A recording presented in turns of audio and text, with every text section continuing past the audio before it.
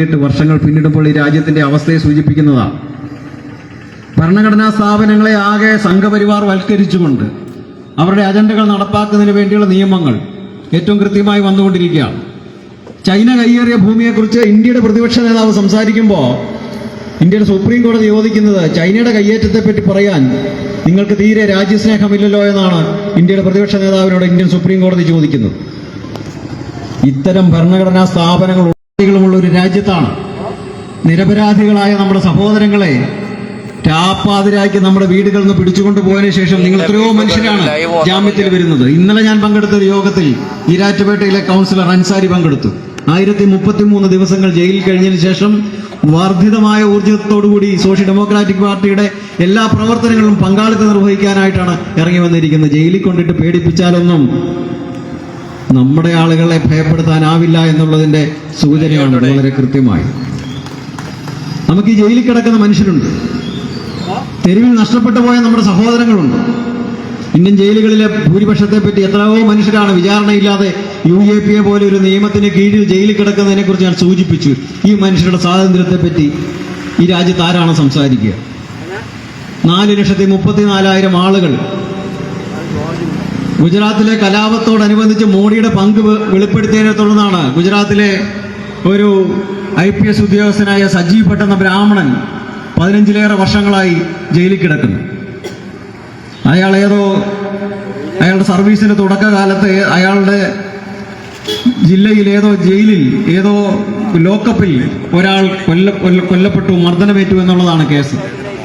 ഒരു ജില്ലാ പോലീസ് മേധാവിക്ക് എല്ലാ ലോക്കപ്പിലെയും മർദ്ദനങ്ങളെ പറ്റി അല്ലെ കൊലപാതകങ്ങളെ പറ്റി എന്ത് ധാരണയാണ് ഉണ്ടാവുക? കെട്ടിച്ചമച്ച ഒരു കേസിലാണ് രാജ്യത്ത് ബ്രാഹ്മണനായ IPSകാരനായ എന്നാൽ മോഡിക്കെതിരെ കൃത്യമായ തെളിവുകളുള്ള ആ മൊഴിയിൽ ഒരു ലേശം പോലും കളവ് ചേർക്കാൻ ഇപ്പോഴും തയ്യാറാവാത്ത ധീരമായി ജയിലിൽ കിടക്കുന്ന സജീവ് ഭട്ടിനെ പോലുള്ള ആളുകൾ ഈ 15 വർഷങ്ങൾക്ക് ശേഷവും ഇന്ത്യൻ ജയിലിൽ കഴിയുമ്പോഴാണ് തോക്കും പീരങ്കിയും ഒക്കെ വന്നിട്ട് തട്ടിയെടുത്തുകൊണ്ട് പോയ സോഷ്യൽ ഡെമോക്രാറ്റിക് പാർട്ടിയുടെ പ്രവർത്തകർ ജാമ്യം കിട്ടി പുറത്തേക്ക് വന്നുകൊണ്ടിരിക്കുന്നത്. എത്ര കാലമാണ് ഇവർ ഈ ജയിലിൽ ഇങ്ങനെ അടച്ചുകൊണ്ടിരിക്കുക? തെരുവിൽ രാഷ്ട്രീയം പറഞ്ഞതിനാണ് സോഷ്യൽ ഡെമോക്രാറ്റിക് പാർട്ടിയുടെ ദേശീയ പ്രസിഡന്റ് MK ഫൈസിയെ കഴിഞ്ഞ മാർച്ച് മുതൽ അറസ്റ്റ് ചെയ്ത് ജയിലിലിട്ടിരിക്കുന്നു. നമ്മുടെ വഖഫുമായി ബന്ധപ്പെട്ടിട്ടുള്ള നമ്മുടെ പ്രവർത്തനങ്ങളെ ആകെ നിർത്തലാക്കണം, തടസ്സപ്പെടുത്തണം, ഇല്ലാതാക്കണം എന്നുള്ള ഒരു ഡിമാൻഡാണ് ഭരണകൂടം മുന്നോട്ട് വയ്ക്കുന്നത്. എന്നാൽ ബീഹാർ അടക്കം സംഘപരിവാറിന്റെ സർക്കാരിനെ ഇപ്പോൾ താങ്ങി നിർത്തിയിരിക്കുന്ന 2 പൊയ്ക്കാലുകളാണ്. ഒന്ന് ബീഹാറും ഒന്ന് ആന്ധ്രാപ്രദേശും. ഒന്ന് നിതീഷ് കുമാറും മറ്റൊന്ന് ചന്ദ്രബാബു നായിഡുവും. അപ്പൊ ഈ 2 പ്രദേശങ്ങളിൽ ആന്ധ്രയിലും ബീഹാറിലും നമ്മൾ നടത്തിയിട്ടുള്ള ഏറ്റവും കൃത്യമായ രാഷ്ട്രീയ പ്രവർത്തനങ്ങൾ, വഖഫുമായി ബന്ധപ്പെട്ടിട്ടുള്ള ഏറ്റവും കൃത്യമായ നിലപാടുകൾ, ഇത്തരം നിലപാടുകളിൽ നിന്നും ഭരണകൂടം നമ്മളോടുള്ള പ്രതികാരം നിർവഹിച്ചത് നമ്മുടെ ദേശീയ പ്രസിഡന്റിനെ അറസ്റ്റ് ചെയ്ത് ജയിലിലിട്ടിട്ടാണ്. എന്നാൽ നമ്മുടെ പ്രക്ഷോഭങ്ങൾക്കോ നമ്മുടെ പാർട്ടിയുടെ പരിപാടികൾക്കോ നമ്മുടെ നിലപാടിനോ യാതൊരു വ്യത്യാസവും വരുത്താൻ ഇത്തരം കാര്യങ്ങൾക്ക് സാധിച്ചിട്ടില്ല എന്നുള്ളത് നമ്മൾ കൃത്യമായി മനസ്സിലാക്കുന്നവരാണ്. രാജ്യം അത്തരം സാഹചര്യങ്ങളിലൂടെയാണ് കടന്നു പോകുന്നത്. ജനങ്ങളുടെ അടിസ്ഥാന പ്രശ്നം, ഇപ്പൊ പഞ്ചായത്തുമായി ബന്ധപ്പെട്ട് ജനങ്ങളുടെ അടിസ്ഥാന പ്രശ്നങ്ങളെ പറ്റി ഇവിടെ സ്വാഗത പ്രാസംഗികൻ സൂചിപ്പിച്ചു.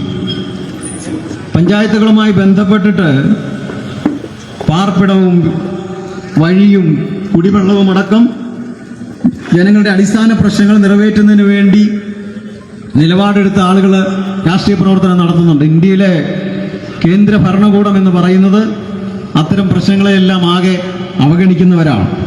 ഈ ലോകത്ത് തന്നെ ഏറ്റവും അധികം നികുതി ഏർപ്പെടുത്തപ്പെട്ടിട്ടുള്ള ഒരു രാജ്യം ഇന്ത്യയാണ്.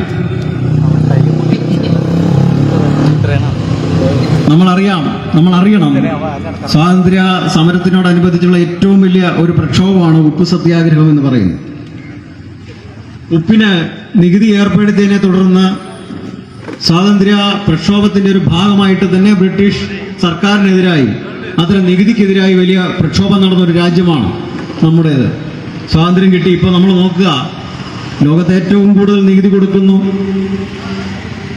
ഈയിടെ റഷ്യയിൽ നിന്ന് പെട്രോൾ മേടിച്ചതിന്റെ പേരിൽ വലിയ വിലക്കുറവിൽ നമുക്ക് പെട്രോൾ കിട്ടിയെന്നാണ് ട്രംപിന്റെ ആരോപണം.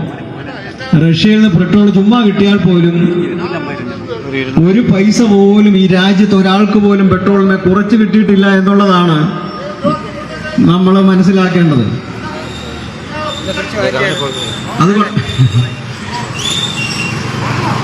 അതുകൊണ്ട് ഈ രാജ്യത്തെ നികുതി ഘടന എന്ന് പറയുന്നത് നമുക്കറിയാം, നമ്മുടെ പോക്കറ്റ് നിരന്തരമായി അടിച്ചുകൊണ്ടിരിക്കുന്ന ഒന്നാണ്. പെട്രോളിന്മേൽ 106 രൂപ കൊടുക്കേണ്ടി വരുന്ന ഒരു ദുരവസ്ഥയിലാണ് നമ്മൾ മുന്നോട്ട് പോയിക്കൊണ്ടിരിക്കുന്നത്. ഈ നികുതി ഘടന ഇങ്ങനെ വർദ്ധിപ്പിച്ചു കൊണ്ടുപോയി ജനങ്ങളെ ആകെ ദാരിദ്ര്യത്തിലാക്കിക്കൊണ്ട് വികസനത്തെയൊക്കെ മറന്നുകൊണ്ട് കഴിഞ്ഞ കാലങ്ങളിലൊക്കെ മോസ്കുകളൊക്കെ പൊളിച്ചിട്ട് അവിടെ അമ്പലങ്ങൾ പണിയുന്നതിന്റെ പേരിലൊക്കെ വോട്ട് തേടിക്കൊണ്ടിരിക്കുന്ന ഒരു കൂട്ടം ആളുകൾ അതുകൊണ്ടൊന്നും വോട്ട് കിട്ടില്ല എന്ന് വ്യക്തമാകുമ്പോഴാണ് അവര് ബീഹാർ പോലെ ഒരേ ഒരു സംസ്ഥാനത്ത് 65 ലക്ഷം ആളുകളെ വോട്ടേഴ്സ് ലിസ്റ്റിൽ നിന്ന് ഒഴിവാക്കുന്നത്. 65 ലക്ഷം പേരെ ഒരു മാനദണ്ഡവും ഇല്ലാതെ വോട്ടേഴ്സ് ലിസ്റ്റിൽ നിന്ന് ഒഴിവാക്കുകയാണ്. അതിന് മുമ്പത്തെ തെരഞ്ഞെടുപ്പുള്ള ചരിത്രം കൂടി നമ്മൾ പരിശോധിക്കണം. 4 മണി 5 പോളിംഗ് അവസാനിക്കാൻ 1 മണിക്കൂറുള്ളപ്പോൾ 40% മാത്രം പോളിംഗ് ഉള്ള സംസ്ഥാനങ്ങളിൽ, മഹാരാഷ്ട്ര അടക്കമുള്ള സംസ്ഥാനങ്ങളിൽ 5 മണിക്ക് ശേഷം പോളിംഗ് 70%-ലേക്ക് പോവുകയാണ്. ഇതിന്റെ കണക്ക് പുറത്തു വരാൻ 3 ദിവസം എടുക്കും. നമുക്കറിയാം, നമ്മളൊക്കെ പോളിംഗ് ബൂത്തുകളിൽ ഈ വോട്ടിംഗ് മെഷീൻ സീൽ ചെയ്തിട്ട് തിരിച്ചു പോരുന്നവരാണ്. പോളിംഗിന് അവസാനിച്ച സമയത്ത് ഒരു ബട്ടൺ ഒന്ന് അമർത്തിയാൽ അതിൽ എത്ര വോട്ട് ചെയ്തു എന്നുള്ള വിവരങ്ങൾ കൃത്യമായിട്ട് കിട്ടും. ഒരു ബൂത്തിലേത് ഒരു അസംബ്ലി നിയോജക മണ്ഡലത്തിൽ കൂടിപ്പോയാൽ 200 പോളിംഗ് ബൂത്തുകളാണ് ഉണ്ടാവുക. 200 പോളിംഗ് ബൂത്തുകളിലെ വിവരങ്ങൾ ഒരു കാൽക്കുലേറ്റർ ടൈപ്പ് ചെയ്ത് എത്ര വോട്ട് നടന്നു, എത്ര ശതമാനം പോളിംഗ് നടന്നു എന്ന് പറയാൻ 1 മിനിറ്റിൽ കൂടുതൽ സമയം ആവശ്യമില്ല. ആ സംഗതികൾ അങ്ങനെ നിൽക്കുമ്പോഴാണ് ഇലക്ട്രോണിക് വോട്ടിംഗ് മെഷീനുകളിൽ നടന്നിട്ടുള്ള പോളിംഗിന്റെ വിവരം പുറത്തു വരാൻ 3-4 ദിവസങ്ങൾ എടുക്കുന്നത്.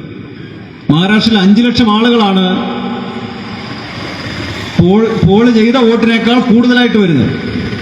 മെഷീനിൽ രേഖപ്പെടുത്തിയ വോട്ടുകളെക്കാൾ കൂടുതൽ എണ്ണി വന്നപ്പം 5 ലക്ഷം വോട്ട് കൂടുതലാണ് മഹാരാഷ്ട്രയിൽ.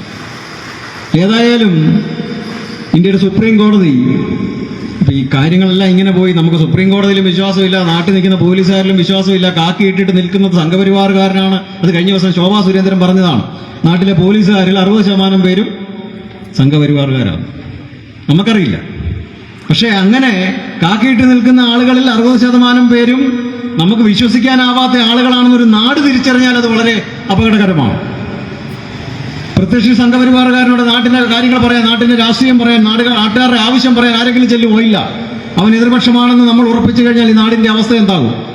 അതാണ് അരാജകത്വം നിറഞ്ഞ അവസ്ഥ. ആ അവസ്ഥ സൃഷ്ടിക്കാനാണ് ഈ രാജ്യത്ത് സംഘപരിവാർ നിരന്തരമായി ശ്രമിച്ചുകൊണ്ടിരിക്കുന്നത്. അങ്ങനെയാണ് ഛത്തീസ്ഗഡിൽ 2 കന്യാസ്ത്രീകളെ ആൾക്കൂട്ടം വിചാരണ ചെയ്യുകയും ആ വിചാരണയുടെ ഫലമായി ആൾക്കൂട്ടം ആവശ്യപ്പെട്ടതിന്റെ പേരിൽ അവർ ജയിലിൽ അടയ്ക്കപ്പെടുകയും ചെയ്യുന്നു. 2 മലയാളികളായ കന്യാസ്ത്രീകളാണ്. ഏതായാലും 10,000-കണക്കിന് ആളുകൾ ആക്രമിക്കപ്പെട്ടിട്ടുള്ള പെന്തക്കോസ് വിശ്വാസികളടക്കം. ഞാൻ ഇന്നിപ്പം അവിടെ എൻ്റെ നാട്ടിൽ നിന്ന് ഇങ്ങോട്ട് വരുന്ന വഴിക്ക് ഒരു 10-12 ഇടങ്ങളിലെങ്കിലും പെന്തക്കോസ് വിശ്വാസികളുടെ വലിയ സ്വാതന്ത്ര്യ സമരത്തോടനുബന്ധിച്ചുള്ള അവരുടെ രാഷ്ട്രീയം പറയുന്നത് ഞാൻ കേട്ടു. എനിക്ക് വലിയ സന്തോഷം തോന്നി. കാരണം ക്രിസ്ത്യൻ സമുദായത്തിൽ നിന്ന് അല്ലെ ക്രിസ്തുവിനെ പിൻപറ്റുന്ന ആളുകൾ ഞങ്ങളുടെ ചില ബിഷപ്പുമാരെ പോലെ സർവ്വതും മറന്നു പോകുന്നവരാണ്. അധികാരത്തിന് മുന്നിൽ വല്ലാതെ കീഴടങ്ങി കൊടുക്കുന്നവരാണ്. മടിയിലൊട്ടേറെ കനമുള്ളവരാണ്. അവിടെയാണ് ചില മാതൃകകളായി ചില പുരോഹിതന്മാർ ഏറ്റവും കൃത്യമായി രാജ്യത്തിന്റെ രാഷ്ട്രീയ അവസ്ഥകളെപ്പറ്റി ഈ പോക്കിങ്ങനെ മുന്നോട്ട് പോയാൽ ഇരകളാക്കപ്പെടുന്ന ഒരു സമൂഹത്തിൽ തങ്ങളും പെടുമെന്നുള്ള ബോധ്യത്തിലേക്ക് എത്തുന്ന സൂചനകൾ നമുക്ക് കഴിഞ്ഞ ദിവസങ്ങളിലൊക്കെ കിട്ടുന്നു. ഛത്തീസ്ഗഡിൽ നമ്മുടെ മലയാളികളായ 2 കന്യാസ്ത്രീകൾ യാത്ര ചെയ്യുമ്പോൾ അവരുടെ കൂട്ടത്തിൽ 3 ഛത്തീസ്ഗഡുകാരെ തദ്ദേശീയരായ ആളുകളുണ്ടായിരുന്നു. അവരുടെ ടിക്കറ്റ് ഒന്നിച്ചാണ് പ്രിന്റ് ചെയ്തിരുന്നത്. അപ്പോൾ ഒരു TT ഇത് പരിശോധിക്കുകയും ഇവർ ഒന്നിച്ചാണ് യാത്ര ചെയ്യുന്നതെന്ന് മനസ്സിലാക്കുകയും ചെയ്തപ്പോഴാണ് ജനക്കൂട്ടത്തെ വിളിച്ചു വരുത്തുകയും ജനക്കൂട്ടം അവരെ വിചാരണ ചെയ്യുകയും ചെയ്തു. വളരെ മോശകരമായൊരവസ്ഥയാണ്. നമ്മൾ ആലോചിച്ച് നോക്കുക, ഈ നാട്ടിൽ എന്തെങ്കിലുമൊക്കെ നടന്നാൽ, ഒരാൾ മദ്യപിച്ച ഒരു സ്ഥലത്ത് അവലംബുണ്ടാക്കിയ ഉടനെ ഒരു 100 പേര് പോയി അയാളെ കൈകാര്യം ചെയ്താൽ എങ്ങനെ ഇരിക്കും?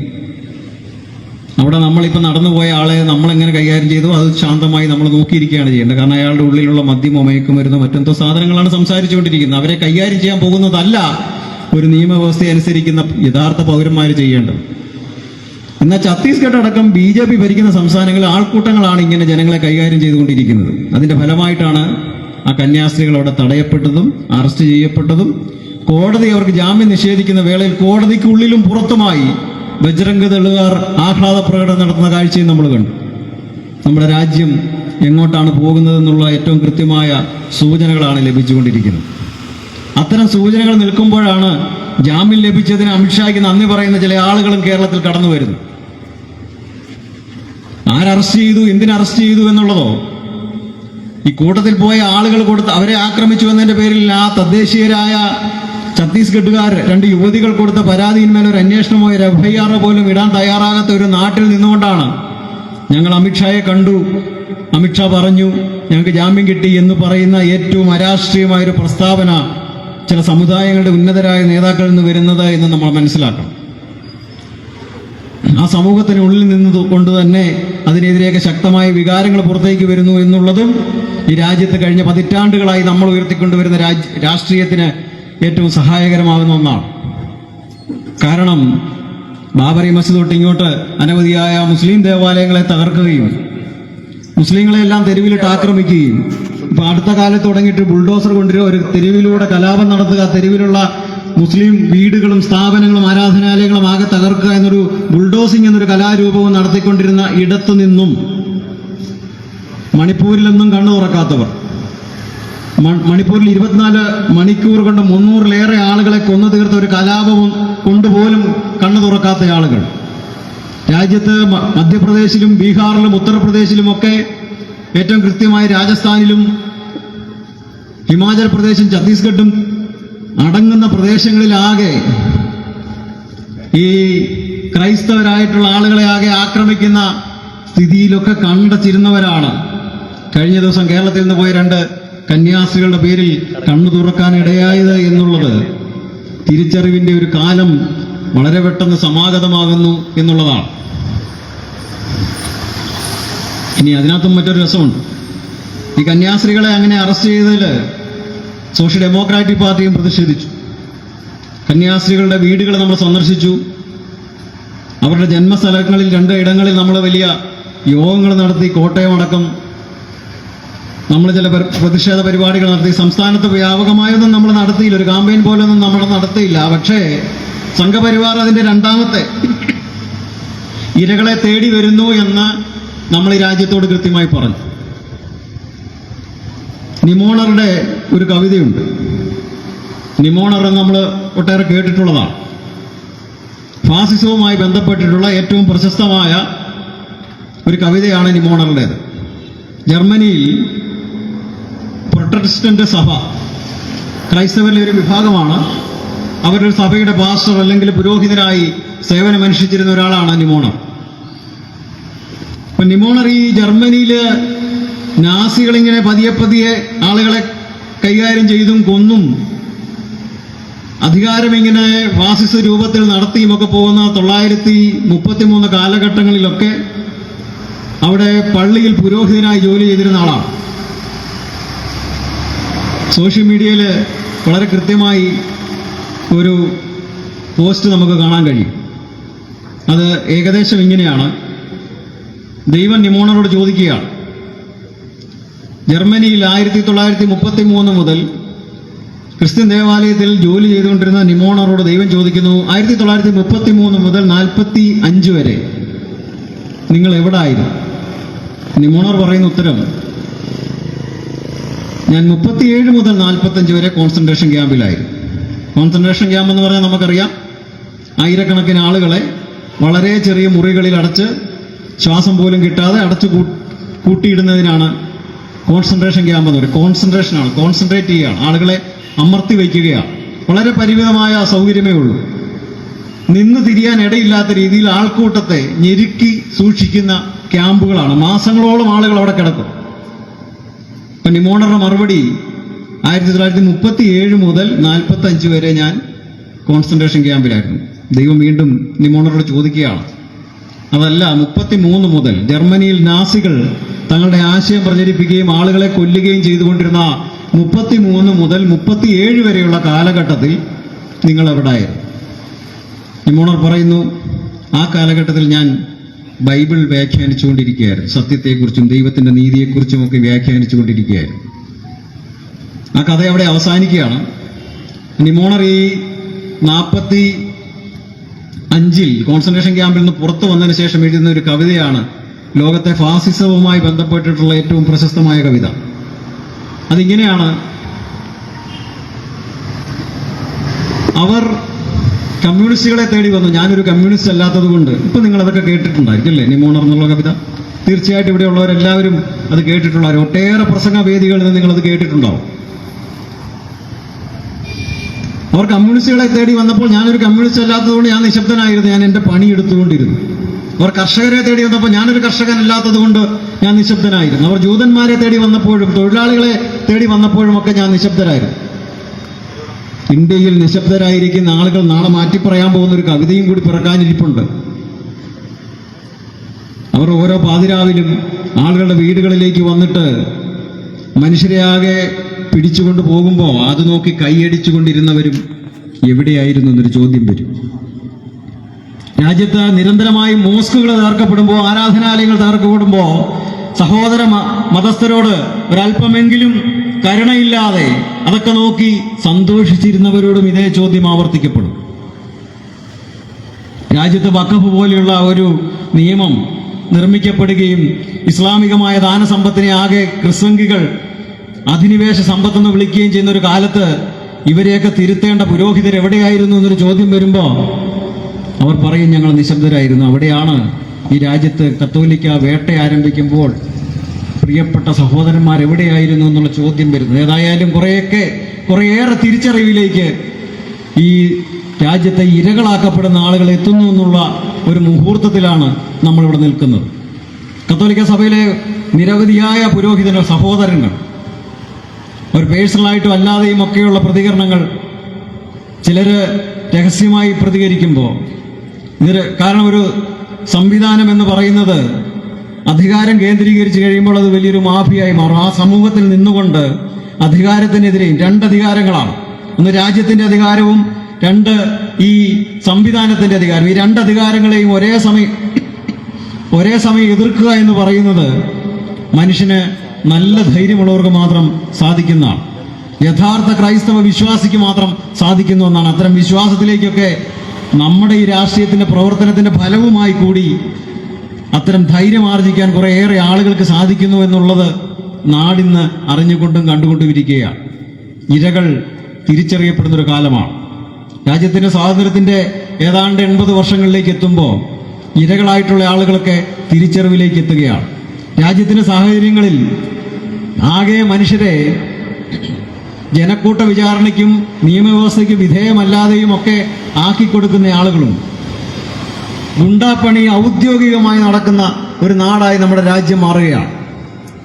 ഭരണകൂടത്തിന്റെ സപ്പോർട്ടോടുകൂടി വീടുകളും പാർപ്പിടങ്ങളും ബുൾഡോസ് ചെയ്യപ്പെടുന്ന ഒരു കാലത്തിലേക്ക് നമ്മൾ മാറ്റപ്പെടുകയാണ്. വലിയ തിരിച്ചറിവ് വേണ്ട ഒരു കാലമാണ്.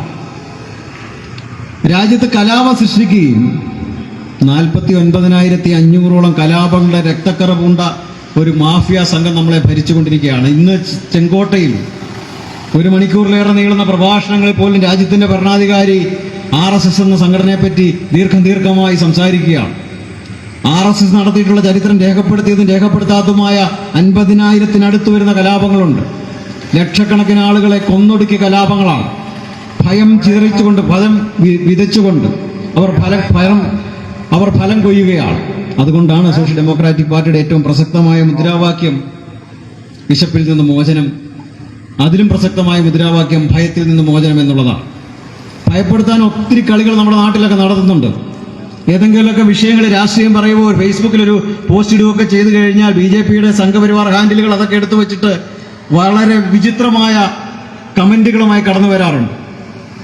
എനിക്ക് സന്തോഷം. ഈ ഉള്ളവനെയൊക്കെ വളരെയേറെ ഷാജൻ സ്കറിയെ പോലുള്ള ആളുകളെടുത്ത് ഉപയോഗിക്കുന്നുണ്ട്. വലിയ സന്തോഷം. നമ്മളതിന് മറുപടി ഒന്നും പറയാൻ പോകുന്നില്ല. വളരെ സന്തോഷമാണ്. കാരണം ഈ കെട്ട കാലത്ത് ശരിയായ സത്യസന്ധതയുടെ ഒരു രാഷ്ട്രീയം പറയാൻ സാധിക്കുക എന്നുള്ളത് ഏറ്റവും കൃത്യമായി എൻ്റെ ജീവിതത്തെ അടയാളപ്പെടുത്താൻ ഞാൻ ആഗ്രഹിക്കുന്ന ഒരു കാര്യം തന്നെയാണ്. അത് കുറച്ചുകൂടി ആളുകളിലേക്ക് എത്തുമല്ലോ എന്നുള്ളൊരു സന്തോഷമല്ലാതെ മറ്റൊന്നും നമുക്കില്ല.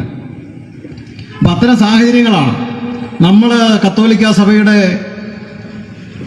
പ്രക്ഷോഭങ്ങളിലേക്ക്, കന്യാസ്ത്രീകളുമായി ബന്ധപ്പെട്ട് കത്തോലിക്ക സഭ ഒരുപാട് പ്രക്ഷോഭം നടത്തി. 1000-കണക്കിന് 10,000-കണക്കിന് ആളുകൾ രംഗത്തിറക്കിക്കൊണ്ട് അവര് ഈ ക്രിസ്സംഖികളിൽ ഏതാണ്ട് ഒരു 80% പേരും തിരിച്ചറിവോടുകൂടി ഇപ്പുറത്തെത്തിയിട്ടുണ്ട്.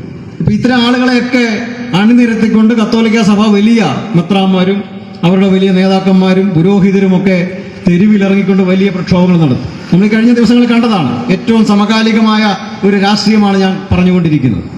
അപ്പൊ അത്തരം അവർ വലിയ തോതിൽ ആളുകളെ രംഗത്തിറക്കിക്കൊണ്ട് സംഘപരിവാറിനെതിരായി വലിയ പ്രക്ഷോഭങ്ങൾ നടത്തി. അപ്പൊ ഈ പ്രക്ഷോഭത്തിൽ വരുന്ന ആളുകൾ വിളിക്കുന്ന മുദ്രാവാക്യം നമ്മൾ സോഷ്യൽ മീഡിയയിലൂടെ കണ്ടതാണ്. ആ മുദ്രാവാക്യം എന്ന് പറയുന്നത്, അതിലൊരു വലിയ പുരോഹിതൻ തന്നെ പറഞ്ഞു, വേട്ടക്കാരനും ഇരയ്ക്കും ഒരേപോലെ കൂടെ നിൽക്കുന്ന ഇരട്ടത്താപ്പിന്റെ ആൾക്കാരാണ് സംഘപരിവാർ തിരിച്ചറിയണമെന്ന്. പിറ്റേ ദിവസം മാറ്റി പറഞ്ഞു. കാരണം അന്വേഷണ ഏജൻസികളൊക്കെ സംഘപരിവാറിന്റെ കയ്യിലാണ്. അപ്പം മാറ്റി പറയേണ്ടി വരും. സ്വാഭാവികമായിട്ട് നമുക്ക് അവരോട് ക്ഷമിക്കാം. കാരണം ഭയപ്പെട്ടു പോയ ഒരു മനുഷ്യൻ എന്തും ചെയ്യും, അവരോട് നമുക്ക് ക്ഷമിക്കാം.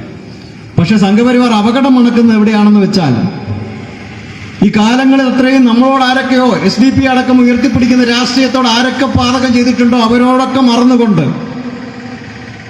അവർ വേട്ടയാടുമ്പോൾ ഒരു തരി പോലും സന്തോഷിക്കാതെ ആ ഇരകളാകുന്ന മനുഷ്യരോടൊക്കെ ഐക്യം പറയാൻ നമുക്കൊരു സെക്കൻഡ് പോലും ആലോചിക്കേണ്ടി വരുന്നില്ല എന്നുള്ളതാണ്. ഈ രാജ്യത്തെ മണിപ്പൂർ കലാപത്തിന്റെ പേരിൽ തകർക്കപ്പെട്ട ക്രിസ്ത്യൻ ദേവാലയങ്ങളുടെ പേരിൽ ഏറ്റവും അധികം തെരുവിൽ നിന്നൊരു രാഷ്ട്രീയ പ്രസ്ഥാനം നമ്മുടേതാണ്. കാരണം നമ്മൾ രാഷ്ട്രീയം പഠിക്കുന്നവരാണ്. നിരന്തരമായി തെരുവുകളിൽ നമ്മൾ രാഷ്ട്രീയം പറയുന്നവരാണ്. സ്വാതന്ത്ര്യം കിട്ടി, ഭരണഘടനയുണ്ട്, കോടതിയുണ്ടല്ലോ എന്നൊക്കെ ന്യായം പറയുന്ന ആളുകൾക്ക് മുമ്പിൽ തെരുവിലാണ് രാഷ്ട്രീയം പറയേണ്ടതെന്ന്, തെരുവിലാണ് രാഷ്ട്രീയം പഠിപ്പിക്കേണ്ടതെന്ന് ഏറ്റവും കൃത്യമായി പറയുകയും പഠിപ്പിക്കുകയും പ്രവർത്തിക്കുകയും ചെയ്തു പോരാൻ കഴിഞ്ഞ 17 വർഷത്തെ നമ്മുടെ രാഷ്ട്രീയ പ്രവർത്തനത്തിന് സാധിച്ചിട്ടുണ്ട് എന്നുള്ളതാണ്. ഇരകളെ ഒറ്റപ്പെടുത്തിക്കൊണ്ടും ഒറ്റുകാരാക്കിക്കൊണ്ടും, അത് വളരെ പ്രധാനപ്പെട്ട ഒരു പ്രയോഗമാണ്. ആളുകളെ ഒറ്റുകാരാക്കുക, ആളുകളെ അകാരണമായി രാഷ്ട്രീയ തടവുകാരെ ജയിലുകളിലേക്ക് കൊണ്ടുപോകുമ്പോൾ സന്തോഷിക്കുന്ന ആളുകൾ, ഒറ്റിക്കൊടുക്കുന്ന ആളുകൾ, ഈ രാഷ്ട്രീയമൊക്കെ നമ്മുടേതെന്ന് പറയുന്ന രാഷ്ട്രീയമൊക്കെ അങ്ങ് ജയിലുകളിൽ അവസാനിച്ചു പോകുമെന്നോർത്ത് സന്തോഷിച്ചിരിക്കുന്ന ആളുകളൊക്കെ തെരുവിലിറങ്ങി എന്നുള്ളത് ഏറ്റവും കൃത്യമായി രാജ്യത്ത് ഉണ്ടാകാൻ പോകുന്ന മാറ്റത്തിന്റെ അടയാളമാണ്. കർണാടകയിൽ BJP ഭരിക്കുമ്പോൾ പ്രിയപ്പെട്ടവരെ, ഈ നക്ഷത്രാങ്കിത ഹരിത രക്തപതാക ഏന്തിക്കൊണ്ടാണ് കത്തോലിക്ക സഭയിലെ വൈദികർ അന്ന് കർണാടകയിൽ ബാംഗ്ലൂർ ആർച്ച് ബിഷപ്പ് അടക്കം പ്രകടനങ്ങൾ നടത്തിയിട്ടുള്ളത്. അവരുടെ ആശ്രയം എന്ന് പറയുന്നത് ഈ പതാകയായി.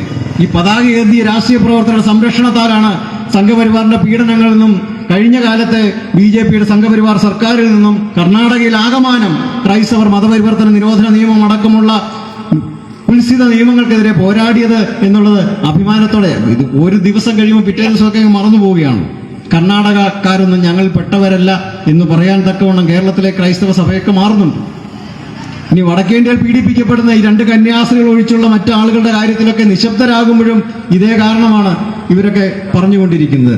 അതിനൊക്കെ മറികടന്നുകൊണ്ട് രാജ്യത്തിന്റെ യഥാർത്ഥ രാഷ്ട്രീയം, സംഘപരിവാർ ആരെയൊക്കെയാണ് വേട്ടയാടുന്നതെന്ന് കൃത്യമായി മനസ്സിലാക്കാൻ നമുക്ക് സാധിക്കുന്നു എന്നുള്ളതാണ്. രാജ്യത്ത് 2 ആളുകളെ അവശേഷിക്കും. ഒന്ന്, സംഘപരിവാറിനെ തിരിച്ചറിഞ്ഞുകൊണ്ട് അവരുടെ രാഷ്ട്രീയത്തെ രാജ്യത്തിന്റെ ഭരണഘടന ഉപയോഗിച്ച് നേരിടുന്ന സോഷ്യൽ ഡെമോക്രാറ്റിക് പാർട്ടിയെ പോലെയുള്ള രാഷ്ട്രീയ സംഘാടനങ്ങൾ. മറ്റൊന്ന്, ഏറ്റവും കൃത്യമായി രാജ്യത്തെ വേട്ടയാടിക്കൊണ്ടിരിക്കുന്ന സംഘപരിവാറുകാർ. ഈ 2 കൂട്ടർക്കും ഇടയിൽ ഒരു സമന്വയവുമില്ല, അവർ തമ്മിൽ ഒരു യോജിപ്പും ഉണ്ടാവില്ല. പക്ഷേ നമ്മൾ കാണുന്ന രാഷ്ട്രീയം നമ്മൾ മനസ്സിലാക്കണം. കേരളത്തിലെ കമ്മ്യൂണിസ്റ്റ് പാർട്ടിയാണ് ഭരിക്കുന്നത്. കേരളത്തിന്റെ ആഭ്യന്തര വകുപ്പ് നമ്മൾ സംഘപരിവാർ വിരുദ്ധമായ എന്ന് നമ്മൾ തെറ്റിദ്ധരിച്ചിട്ട് കഴിഞ്ഞ 10 വർഷമായി ഈ നാട് കേരളം ഏൽപ്പിച്ചു കൊടുത്തിട്ടുള്ളത് കമ്മ്യൂണിസ്റ്റ് മാർക്സിസ്റ്റ് പാർട്ടിക്കാണ്.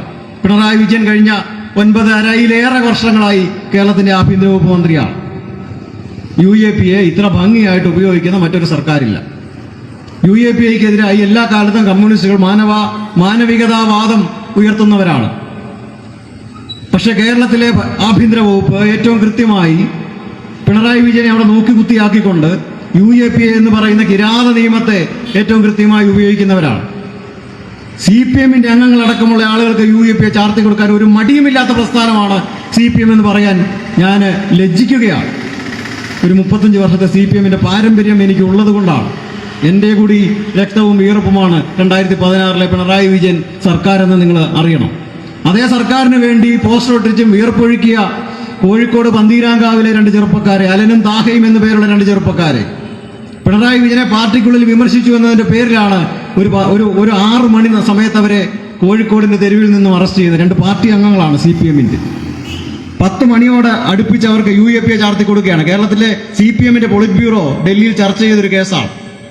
ആ പൊളിറ്റ് ബ്യൂറോയ്ക്ക് അന്ന് പാർട്ടി അംഗം എന്നുള്ള നിലയിൽ ഞാനും ഒരു കത്ത് എഴുതി, ഇത് അന്യായമാണ്, പാർട്ടി കോൺഗ്രസ് അടക്കം UAP പോലുള്ള മനുഷ്യവിരുദ്ധമായ നിയമങ്ങൾക്കെതിരായി നിലപാടെടുക്കുന്നവരാണ്. 3 ദിവസത്തിനകം തോമസ് ഐസക്കിന്റെ കത്ത് അവിടെ പരിഗണിച്ചു, ചർച്ച ചെയ്തു, UAP പിൻവലിക്കണമെന്ന് പിണറായി വിജയൻ ആവശ്യപ്പെട്ടു. 3-ാമത്തെ ദിവസം പിണറായി വിജയൻ അത് പരിഗണിച്ചു. കേസ് NIA-ക്ക് കൈമാറി. കന്യാസ്ത്രീകളുടെ കേസ് NIA-ക്ക് കൈമാറി. NIA ഏതൊക്കെ കേസുകളാണ് അന്വേഷിക്കുന്നത്? രാജ്യദ്രോഹപരമായ കേസുകളാണ് NIA അന്വേഷിക്കുക. ഒരു 4 ദിവസം കൂടി കേസ് അവിടെ നിന്നിരുന്നെങ്കിൽ UAP-യിൽ ദീർഘകാലം അന്വേഷണ ഏജൻസി അന്വേഷണം എത്ര കാലം മുന്നോട്ട് കൊണ്ടുപോയാലും അത്രയും കാലമൊക്കെ ജയിലിൽ കിടക്കുന്ന സ്ഥിതിയിലേക്ക് ഇവരെല്ലാം മാറുമായിരുന്നു. അത്തരം രാഷ്ട്രീയ സാഹചര്യത്തിലാണ് നമ്മൾ മുന്നോട്ട് പോകുന്നത്. ഈ കേരളത്തിന്റെ ആഭ്യന്തര വകുപ്പിനെ ആകെ സംഘപരിവാറിന് വിട്ടുകൊടുത്തുകൊണ്ട്, ലേലം ചെയ്ത് കൊടുത്തുകൊണ്ട് അവരുമായി രാഷ്ട്രീയ ബാന്ധവം നടത്തിക്കൊണ്ട് പോകുന്ന ഒരു ഭരണകൂടമാണ് കേരളം ഭരിക്കുന്നത് നമ്മൾ മനസ്സിലാക്കണം. ഞാൻ ആദ്യം പറഞ്ഞതുപോലെ ഈ രാജ്യത്ത് RSSന്റെ ആശയം പേരുന്ന ആളുകൾ BJP-യിൽ മാത്രമല്ല മറ്റ് രാഷ്ട്രീയ പ്രസ്ഥാനങ്ങളിലുമുണ്ട് എന്നുള്ളതിന്റെ ഏറ്റവും കൃത്യമായ ഉദാഹരണം കേരളത്തിന്റെ ആഭ്യന്തര വകുപ്പാണ്.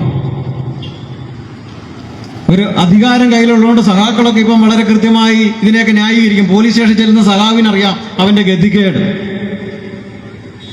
പോലീസ് സ്റ്റേഷൻ ചെല്ലുന്ന, എന്റെ നാട്ടിലൊന്നും ആരും പോലീസ് സ്റ്റേഷനിൽ പോകാറില്ല. കാരണം പോലീസ് സ്റ്റേഷന്റെ വാതിക്കെ ചെല്ലുന്നതിന് മുമ്പ് ഇവനെ പുലഭ്യം പറയുകയും മർദ്ദിക്കുകയും ചെയ്യും. പോലീസിന് യാതൊരു നിയന്ത്രണവും ഇല്ലാത്ത രീതിയിൽ, അല്ലെ സംഘപരിവാറിനെ നിയന്ത്രിക്കത്തക്ക രീതിയിൽ, ശോഭാ സുരേന്ദ്രൻ പറയുന്ന പോലെ 60% അല്ല പോലീസിന്റെ തലപ്പത്തിരിക്കുന്ന ആളുകളൊക്കെ സംഘപരിവാറിൽ നിന്ന്. അതല്ലേ MR അജിത് കുമാറിന്റെ കാര്യത്തിൽ നമ്മൾ കണ്ടത്. ഈ പറയുന്ന നിർദ്ദേശങ്ങൾ ഫോണിൽ കൂടെ കിട്ടുന്ന നിർദ്ദേശമൊന്നും പോരാ, മുഖതാവിൽ പോയി അനുവാദം മേടിക്കത്തക്ക രീതിയിലേക്ക് RSS മേധാവികളുമായി ചർച്ച നടത്തുന്ന ഒരു പോലീസ് ഉദ്യോഗസ്ഥനായി ADGP മാറിയിട്ടുള്ളത് നമ്മൾ കണ്ടതാണ്. ഇതൊക്കെ അനുവദിച്ചു കൊടുത്തുകൊണ്ട്, വിജിലൻസ് കേസുമായി ബന്ധപ്പെട്ട് ക്ലീൻ ചിറ്റൊക്കെ കൊടുത്തുകൊണ്ട് കേരളത്തിന്റെ പൊളിറ്റ് ബ്യൂറോ അംഗം പിണറായി വിജയൻ ഇങ്ങനെ ആഭ്യന്തര വകുപ്പ് മന്ത്രിയായിട്ടിരിക്കുകയാണ്. മടിയിലെ കനം വലിയ പ്രശ്നമാണ്. അത് ഈ നാട് തിരിച്ചറിയണം. സംഘപരിവാറിനോട് വിട്ടുവീഴ്ചയില്ലാത്ത നയം സ്വീകരിച്ചുകൊണ്ട് അധികാരമില്ലാതെ പോരാടുന്ന സോഷ്യൽ ഡെമോക്രാറ്റിക് പാർട്ടിയുടെ രാഷ്ട്രീയത്തെ തിരിച്ചറിയാൻ ഈ നാട്ടിലെ കമ്മ്യൂണിസ്റ്റുകാർ, യഥാർത്ഥ കമ്മ്യൂണിസ്റ്റുകാർ തയ്യാറാകണം. കാരണം പാടത്തും പറമ്പിലുമൊക്കെ കൂലി അവകാശം പോലും ഇല്ലാത്ത മനുഷ്യർക്ക് വേണ്ടി വലിയ പോരാട്ടം നടത്തിയ ധീരനായ ഒരു നേതാവ് ഈ കഴിഞ്ഞ ദിവസമാണ് മൺമറഞ്ഞു പോയത്. VS അച്യുതാനന്ദന്റെയൊക്കെ കാലത്ത് കമ്മ്യൂണിസ്റ്റ് പാർട്ടി എന്ന് പറഞ്ഞു കഴിഞ്ഞാൽ പ്രിവിലേജ് ഇല്ലാത്ത മനുഷ്യർക്ക് വേണ്ടിയുള്ള പോരാട്ടമായിരുന്നു, കൂലി കിട്ടാത്ത മനുഷ്യർക്ക് വേണ്ടിയുള്ള പോരാട്ടമായിരുന്നു. അതേ നാട്ടിലെ മാടമ്പിമാരും പ്രമാണിമാരായ കർഷകരും വിവിധ ജാതി മതസ്ഥരുമൊക്കെ കമ്മ്യൂണിസ്റ്റ് പാർട്ടികൾ എന്ന് പറഞ്ഞാൽ യാതൊരു അവകാശങ്ങളും വകവെച്ചു കൊടുക്കാത്തൊരു കാലമായിരുന്നു. ആ കാലത്താണ് കൂലി അവകാശത്തിന് വേണ്ടി, നെല്ലിന്റെ അവകാശത്തിന് വേണ്ടി, അത് കണക്ക് പറഞ്ഞ് കിട്ടുന്നതിന് വേണ്ടി, അടിമപ്പണി അവസാനിപ്പിക്കുന്നതിന് വേണ്ടിയൊക്കെ ഒരു കമ്മ്യൂണിസ്റ്റ് പാർട്ടി 100 വർഷം മുമ്പ് പ്രവർത്തനം തുടങ്ങുന്നത്. ഇന്ന് വന്ന് രാജ്യത്തിന്റെ വിദ്യാഭ്യാസത്തെയും സംസ്ഥാനത്തിന്റെ വിദ്യാഭ്യാസത്തെയാകെ വൈദേശിക കുത്തകകൾക്ക് തീർകൊടുത്തുകൊണ്ട്, ആഭ്യന്തര വകുപ്പിനെ ആകെ സംഘപരിവാറിന് വിട്ടുകൊടുത്തുകൊണ്ട്, കണ്ണടച്ചിരുന്ന് പാല് കുടിക്കുന്ന രീതിയിലേക്ക് മാറിയിട്ടുണ്ടെങ്കിൽ അത് തിരുത്താൻ, ഇത് തെറ്റാണെന്ന് പറയാൻ ആർജവമുള്ള ആളുകൾ ഈ നാട്ടില് കടന്നു വരണമെന്ന് ഞങ്ങൾ അഭ്യർത്ഥിക്കുകയാണ്. എന്നും ഇങ്ങനെ പൊയ്ക്കാലണിഞ്ഞുകൊണ്ടും പൊയ്മുഖം വെച്ചുകൊണ്ടുമൊക്കെ നമുക്ക് ജീവിക്കാനാകുമോ? നമുക്ക് സമൂഹത്തോടൊരു ബാധ്യതയുള്ളവരല്ലേ? കോൺഗ്രസിലാണെങ്കിൽ ശശി തരൂരിനെ സൂചിപ്പിച്ചു, എണ്ണമറ്റ ആളുകളാണ്.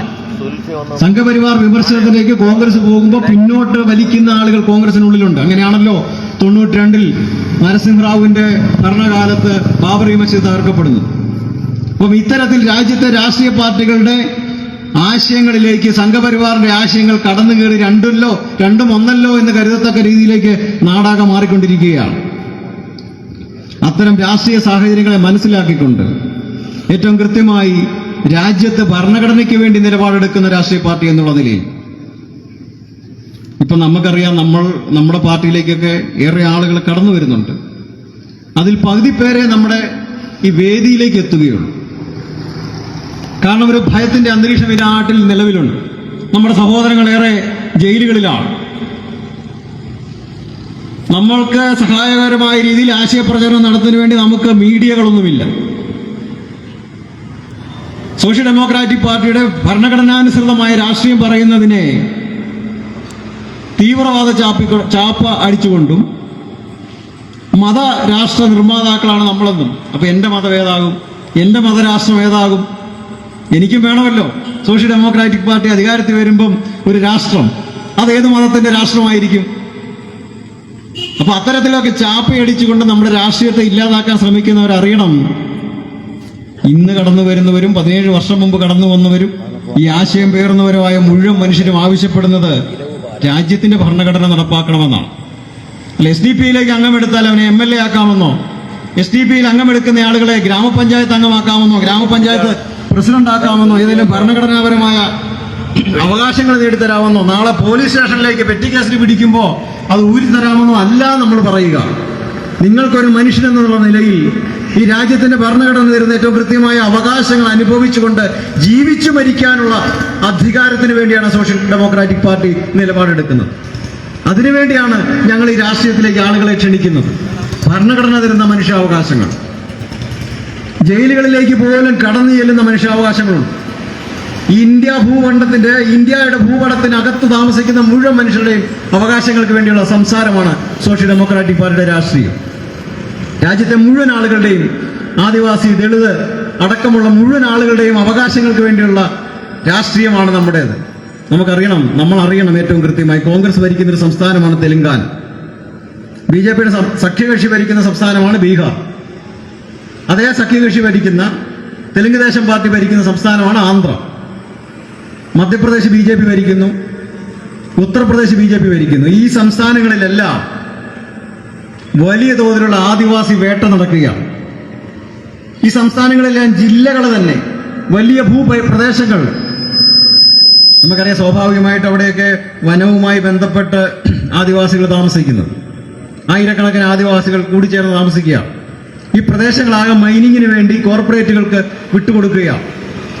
അത്തരം കോർപ്പറേറ്റുകൾക്ക് വിട്ടുകൊടുക്കുമ്പോൾ ആളുകൾ സ്വാഭാവികമായിട്ടും തങ്ങളുടെ പ്രദേശത്തേക്ക്, തങ്ങൾ തലമുറകളായി താമസിച്ചു വന്നിരുന്ന പ്രദേശത്തേക്ക് കോർപ്പറേറ്റുകൾ കടന്നു വരുമ്പോൾ സ്വാഭാവികമായും അവർ പ്രതിഷേധിക്കും, പ്രതിരോധിക്കും. അത്തരം പ്രവർത്തനങ്ങൾക്ക് മുന്നിൽ നിൽക്കുന്ന ആളുകളെയാണ് മാവോയിസ്റ്റുകൾ എന്ന് പറയുന്നത്. ആദിവാസികളുടെ ഭൂപ്രദേശങ്ങളിലേക്ക് കടന്നു വന്നിട്ട് കോർപ്പറേറ്റുകൾക്ക് മൈനിങ്ങിന് വേണ്ടി മിനിമം ഇത്രയും വിചാരിച്ചാൽ മതി, പാറ പൊട്ടിക്കുന്നതിന് വേണ്ടി, കൽക്കരി അടക്കമുള്ള ധാതു ലവണങ്ങളുടെ ഖനനത്തിന് വേണ്ടിയാണ് കോർപ്പറേറ്റുകൾക്ക് ഈ ഭൂമി കൈമാറുന്നത്. എന്നാൽ ഇത്തരത്തിൽ ഭൂമി കൈമാറുമ്പോൾ ഏതെങ്കിലും തരത്തിൽ ഭരണകൂടത്തോട് തങ്ങളുടെ തലമുറകളായി ജീവിച്ചു വന്നിരുന്ന തങ്ങൾക്ക് അവകാശപ്പെട്ട ഭൂമിയാണ് ഇതെന്ന് പറയുന്ന ആളുകളെ വെടിവെച്ച് കൊല്ലുന്നതിനെയാണ് രാജ്യദ്രോഹികളെ വെടിവെച്ച് കൊല്ലുക എന്ന് പറയുന്നത്. ഇവർക്ക് വേണ്ടി സംസാരിക്കുന്ന ആളുകളെയാണ് മാവോയിസ്റ്റുകൾ എന്ന് വിളിക്കുന്നത്. അങ്ങനെയാണ് സ്റ്റാൻസാമി ദീർഘകാലമായി ജയിലിൽ കിടക്കുന്നത്. ഒരു തുള്ളി വെള്ളം കുടിക്കാൻ ഒരു സ്ട്രോ പോലും അനുവദിക്കാതെ സ്റ്റാൻസാമിയെ ജയിലിലിട്ട് ക്രൂരമായി കൊല്ലുന്നത്.